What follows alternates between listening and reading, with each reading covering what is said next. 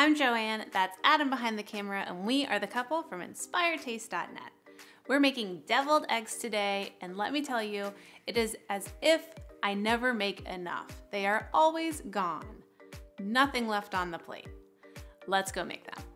Let's cook the eggs first. Our preferred method is to place the eggs into a saucepan and cover them with 1 to 2 inches of water. I have 6 eggs. Bring the water to a boil, cover the saucepan with a lid, wait 30 seconds, and then turn off or remove the pan from the heat.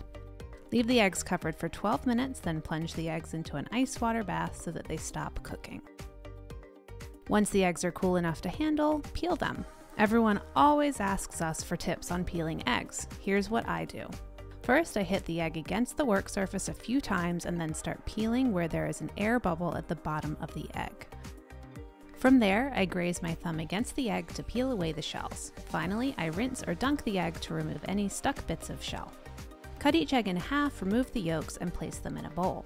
Mash the yolks with a fork until they are crumbly, and then stir in a 1/4 cup of mayonnaise, a little yellow mustard, and a teaspoon or so of fresh lemon juice or vinegar.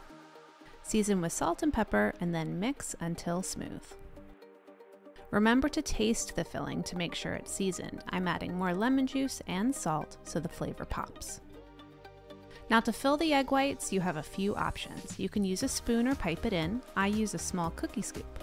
It's fast, not very messy, and looks nice on the plate. I like my deviled eggs simple, so a little extra flaky sea salt is all I need, but a light dusting of smoked paprika is also nice. And that's it, easy deviled eggs. We hope you try them. Enjoy and see you next time.